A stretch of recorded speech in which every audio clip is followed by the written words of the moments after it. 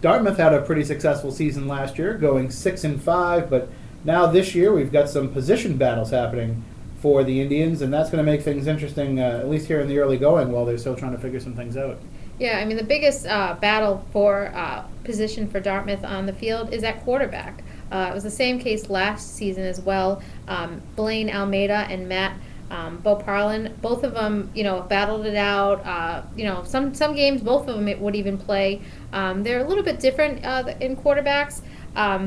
Matt is more of like a running quarterback, although he does have a solid arm, but he kind of gives you a dual threat. And Blaine, he's got like a strong arm, so he's one that can kind of open up the field, get the ball down to the receivers, he's got a stronger arm, I would say. But both of them are battling it out. At this point, it could be, either one could start this Friday against Attleboro, in home game.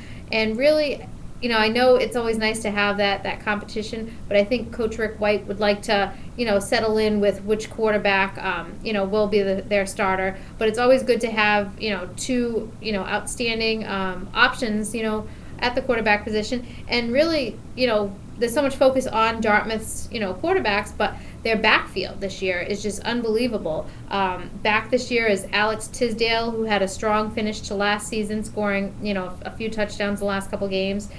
Jack McCabe had a outstanding season. And, a lot of people probably remember Chris Martin opened up the season.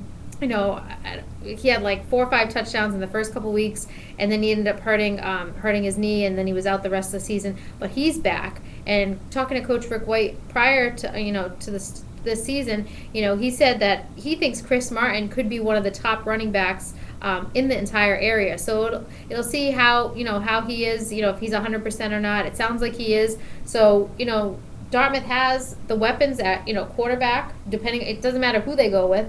And then they have the backfield, and it's not just one guy. So, if they do have some injuries, they have somebody kind of right behind that person that can kind of fill in. And from what I've heard, the line is pretty big too. So they've got some weight on the line, which can open up some holes no matter what they decide to do. So it's always tough in the Old Colony League with the likes of Bridgewater Raynham, right? Yeah. A Division I team, Barnstable, a Division II team, but Dartmouth, a Division III team.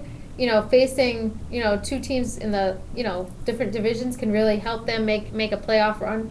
And I know they obviously want to win the not the Big Three, the Old Colony League, but it's pretty much getting them ready for the playoffs, and I think they'd like to make a run in that. Yeah, you could have a 2-loss season in the Old Colony League, but those 2 losses being league losses, and you have no shot at winning a title. Yeah, but then, I think for them as well, like, winning some games in the playoffs would if they don't win the Old Colony League, that would be kind of like a second, like maybe not the top prize, but the prize right below it. Well, it makes the top prize if you keep going in the playoffs. Yeah, that's for sure. It could be, yeah.